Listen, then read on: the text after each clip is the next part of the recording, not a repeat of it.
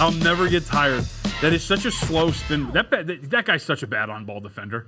Like, it is such a telegraphed spin move. How do you not know that's going to happen? That's like when I'm playing NBA 2K. I'm like, when I'm trying to learn, and I get to, can you roll it again? Yeah, look at this. Look at this. Come on. Leaves him in the dust. Leaves him completely in the dust. Let's go. Get a little bit more mobile on the feet. Okay. Nothing but analytics. Let's do it. The Toronto Raptors on deck today for a Nothing But Analytics segment. The Toronto Raptors, of course, being the second seed thus far in the Eastern Conference Finals, and a Toronto Raptors team that has surprised a lot of people because, of course, they lose Kawhi Leonard, but continue to churn out victories. So, the statistical makeup of the Toronto Raptors and what makes them so good. Offensive strengths up to this point, three-point shooting is really solid. The non-corner three-point accuracy, 37.1%. Their entire three-point accuracy sitting at 37.2%. And they are, I think, the best fast break team in the NBA. So right now, you see the fast break efficiency, 127.5. So they're averaging, 1.275 points per possession in transition, 127.5 over 100 transition possessions. They're also first in the NBA in points added per possession in transition. So they're a really good transition team. They're one of the best in the NBA, if not the best. And they do, like that's part of their game. Kyle Lowry, the guy you see right there on the broadcast, he is one of the best guards at initiating fast break. You saw it time and time again in the postseason last year, and you've seen it with them throughout the regular season. Here's what's interesting about a team like Toronto, because they thrive so much in transition, and you see some of these other numbers in terms of their weaknesses, and this is why it's really important that if you're going to take on a team like Toronto, that you have to be able to slow them down, because their offensive weaknesses really stem from play in the half court. Look at their rim accuracy, right? Within 4 feet, they're 24th in the NBA. They shoot just 61.5% at the rim. Their mid-range accuracy, 36.5%. That's abysmal. 27th in the NBA.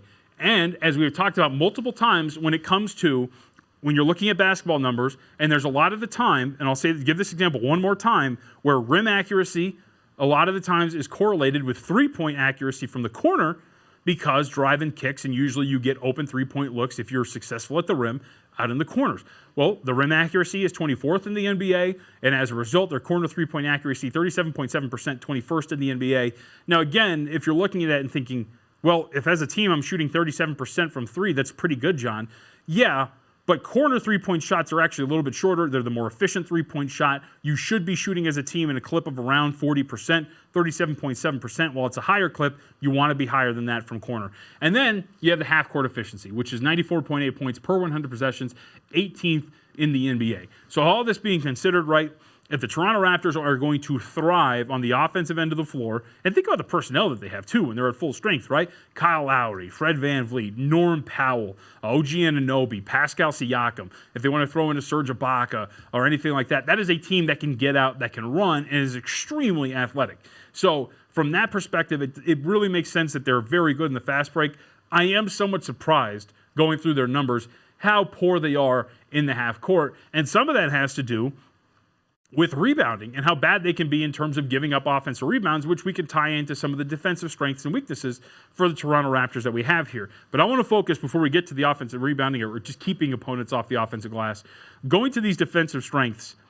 This team is absolutely mind-bogglingly good defensively. Now, I think some of these numbers that you're looking at, if you throw up the defensive numbers, there are a lot of indications that Nick Nurse, unlike a lot of teams and unlike a lot of coaches, game plans on a night-to-night basis for their opponents. So they're going to be one of the better defensive teams in the NBA because of it, but you still get credit for actually putting up the numbers. Look at some of these numbers defensively for the Toronto Raptors.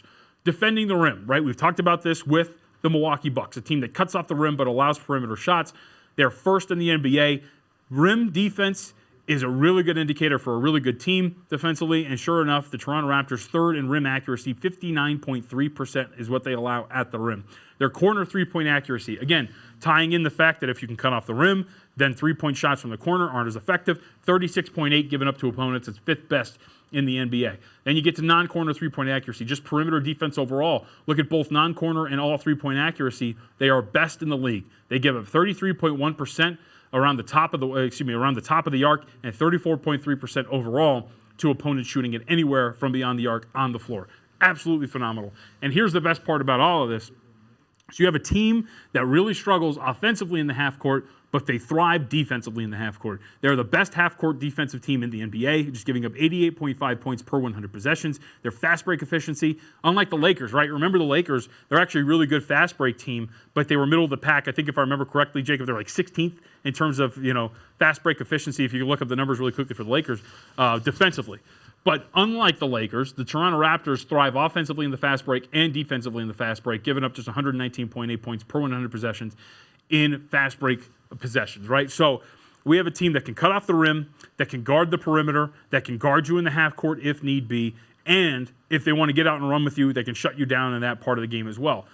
And this is the best part about Toronto, is if you look across the board, I found one real offensive or defensive weakness for them, and that was the half-court offensive rebounding to opponents. You can't really keep opponents off of the glass, right? So opponents are rebounding 27.4% of their misses. That's 23rd in the NBA for Toronto. That's not a good, obviously not very good. You're giving up a lot of second-chance points.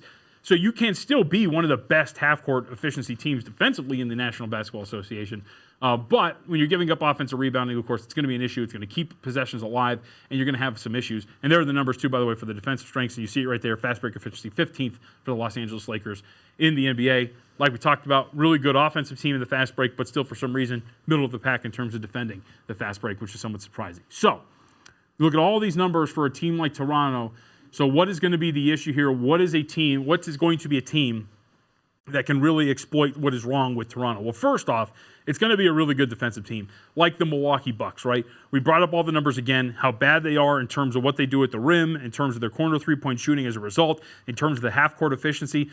The Milwaukee Bucks, if you remember, thrive defensively in all of those areas of the court. They're the best rim defending team in the NBA. They're one of the best half-court defending teams in the NBA. They're one of the better, mid-range defensive teams in the NBA. But regardless, it's more about rim and half court, and the Milwaukee Bucks really do that. So I think the Toronto Raptors, in terms of a team that can really, really, really mess them up, that would be the Milwaukee Bucks. It'd be a bad advantage for them.